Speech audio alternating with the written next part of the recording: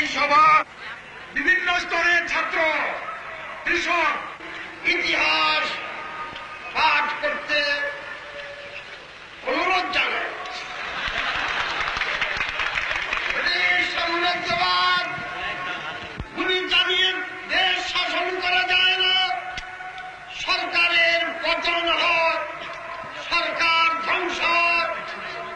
মুসলিম লীগ সরকার ব্যবসা বাণিজ্যের সম্পর্ক আজ ভারতের কোটি কোটি মানুষের সঙ্গে